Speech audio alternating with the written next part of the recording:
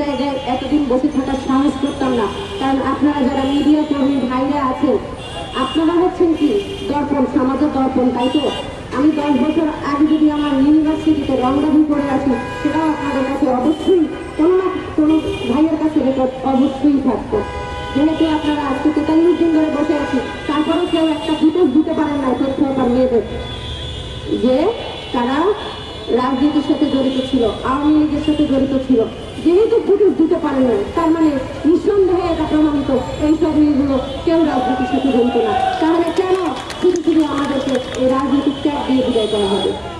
আমরা মনে করি যে এটা একটা সরকারের সিদ্ধান্ত, মূলত বলবো না, আমরা সরকারকে রিপ্রেজেন্ট করতেছে তারা, আমার সোজা কথা আমরা, তারা সরকারকে যেভাবে তথ্য প্রমাণ প্রেজেন্ট করছে সেই ভিত্তিতে সরকার কথা বলছে। আপনারা জানেন গত সপ্তাহে একটা প্রকল্পের ঘোষণা দিয়েছেন আমাদের উপদেষ্টা মহোদয়, রাজস্ব নেওয়ার। উনি বলেছেন 1 বছর মেয়াদ বাড়াবেন এবং 1 বছর পর এই প্রকল্পের রাজস্ব স্থানান্তর করা হবে। সেই প্রকল্পে নিয়োগ দিয়েছে তারা জানেন উপজেলা নির্বাহী অফিসারের টেবিলে তাদের ভাইবা পরীক্ষা হয়েছে, এই অনন্যা তাদের পরীক্ষা নিয়েছে এবং আমরা তাদের শুধু পরীক্ষাই নেই, আমাদের সুপারিশে তাদের চাকরি হয়েছে। এবং সাদা যখন আমাদের সুপারিশ মধ্যে সব চাকরিগুলো দিতে পারেন না, তারা বলেছেন দুঃখ করবেন না, আসলে হচ্ছে কি চেয়ারম্যান মেম্বার এমপিদের সুপারিশ রয়েছে। আপনাদেরকে আমরা প্রশ্ন করতে চাই, কিশোরী ক্লাব তারা আমাদের পরে এসেছে 2019 সালে, তাহলে সেই সময় কি সরকার অন্য কোনো সরকার ক্ষমতায় ছিল যারা আমাদের নিয়োগ দেয়নি? তাহলে তারা কি ফেরেশতা? তাদের কি আসমান থেকে নিয়ে আসা হয়েছে যে ওই প্রকল্প অবশ্যই ঘোষণা হয়? অথচ তথ্যতা যারা নারীদের প্রামুখিক নারীদের দরজায় গিয়ে সরকারি সেবা সমূহ পৌঁছে দিচ্ছে তারা সব আওয়ামী লীগ না। আমরা অলরেডি আমাদের এই বদনাম ঘটিয়ে ফেলেছি, আমরা আওয়ামী লীগ নই। কারণ আমরা যদি আওয়ামী লীগ হতাম, আপনাদের গণমাধ্যম কর্মী ভাইদের কাছ থেকে একটা ফুটে হলেও এটা বের হয়ে আসতো। তার মানে এটা পরিষ্কার যে আমরা আওয়ামী লীগ নই এবং আমরা যে ৪৫ দিন ধরে রাস্তায় টানা সংগ্রাম করে চলেছি, এটা আমাদের বিবেকের জন্য। আমরা বলতে চাই এখনই সময় সাহসী সিদ্ধান্ত নেওয়ার। তথ্য প্রকল্পে নারী কর্মীরা শুধু কর্মী নয়, তারা তৃণমূল পর্যায়ে তথ্য প্রযুক্তিতে উন্নয়ন বাংলাদেশ গঠনের অগ্রসর। এই লড়াই শুধু চাকরি নয়, এটা নারীর অধিকার প্রতিষ্ঠার লড়াই, রাষ্ট্রের দায়বদ্ধতা এবং গণতন্ত্রের স্বচ্ছতার দাবি। আমরা আরো জানিয়ে দিচ্ছি যে আমাদের ধৈর্যের সময় সীমা ফুরিয়ে আসছে। আপনারা দেখছেন আমরা অসুস্থ হয়ে হাসপাতালে ভর্তি হয়ে যাচ্ছি, আপনারা দেখছেন একটার পর একটা মেয়ে অসুস্থ হচ্ছে, জ্বর হচ্ছে, বাচ্চারা অসুস্থ হচ্ছে। তো এই যে জুলাই অভ্যুত্থানের আদর্শ গতি নিয়ে আমরা যুদ্ধ করেছি, আমরা অনলাইন যুদ্ধ করেছি। আপনারা জানেন আমাদের সন্তানদেরকে আমরা এগিয়ে দিয়েছি জুলাই যুদ্ধে। এই কিছুই পাওনা যে আজকে আমার সেই সন্তান, যে সন্তানকে রাস্তায় এগিয়ে দিয়েছিলাম জুলাই বিপ্লবের সময়, আজকে সেই সন্তানের ভবিষ্যতের জন্য সেই মাকে এসে দাঁড়াতে হচ্ছে রাস্তায়। কেন? আপনাদের মাধ্যমে এই প্রশ্ন আমাদের সরকারের কাছে। এই আন্দোলন কোনো রাজনৈতিক অপপ্রচার নয়, এটি বাস্তবে ন্যায়ের পক্ষে গড়ে ওঠা নারীদের সংগ্রাম। এই রাষ্ট্রের দায়িত্ব পালন করা সরকারি কর্মকর্তা কর্মচারীদের কোনোভাবেই দলীয় প্রকাশ করার সুযোগ নেই, কারণ তারা জনগণের সেবক, তারা বিশেষ কোনো রাজনৈতিক দলের কখনোই নয়।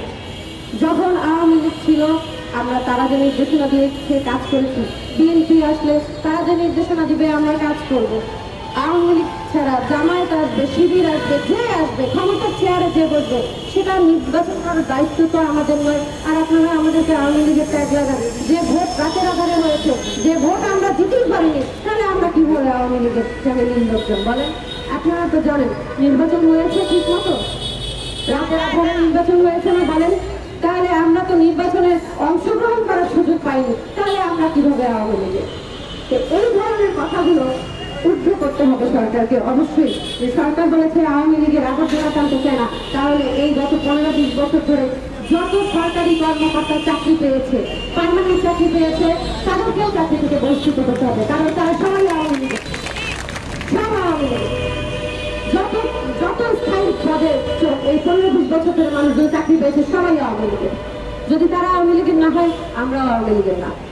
আমরা সরকারের, আমরা বারবার করে বলছি আমরা গণপ্রজাতন্ত্রী বাংলাদেশের কর্মচারী, সুতরাং আমাদেরকে এই অন্যায় ট্যাগ দিয়ে কখনোই বিদায় করা যুক্তিসঙ্গত হবে না।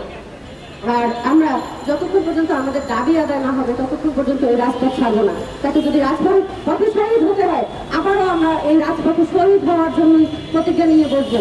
কারণ হচ্ছে গত জুলাইয়ের আগে হাসিনা খুব আচ্ছাদ বেঁধে বসেছিল আমি চেয়ার থেকে নামবো না, কিন্তু আমরা সেই ধারণা ভুল প্রমাণ করেছি। এখনো এই যে আমরা আঘাত বেঁধে বসে আছে যে তোমাদেরকে আমরা চাকরি থেকে বের করেই ছাড়বো, আমরাও শক্ত হয়ে বসে আছি, আমরাও বিদায় হব না। আপনারা পারলে আমাদের বের করবেন। কারণ হচ্ছে আমি আমার যোগ্যতার পরীক্ষায় উত্তীর্ণ হয়ে চাকরি পেয়েছি, আপনার দয়ার মাধ্যমে আমি চাকরিতে আসিনি। আমার যোগ্যতার পরীক্ষা দিয়ে আমি চাকরিতে যেহেতু এসেছি, আমাকে যদি চাকরি থেকে বের করে দিতে হয় তাহলে আমাকে জবাবদিহিতা সরকারকে অবশ্যই করতে হবে কি কারণে আমাকে বের করে দেওয়া হলো, আমার অন্যায় কোথায়, আমার অপরাধ কোথায়। আর এই যে যতক্ষণ পর্যন্ত না অন্তর্বর্তীকালীন সরকার দায়িত্বশীলতার সাথে তথ্য কর্মীদের ভবিষ্যৎ নিশ্চিত না করবে ততক্ষণ পর্যন্ত আমরা সবাই রাস্তায় আছি। জয় হোক জনগণের গণ আকাঙ্ক্ষার, জয় হোক জুলাই শহীদদের আত্মত্যাগের, জয় হোক নারীর অধিকার এবং মর্যাদার, জয় হোক তথ্য আপার ন্যায্য দাবি। ধন্যবাদ। Immigration to Canada. We provide the best quality service and solution for Canada immigration. Please visit our website and contact for details.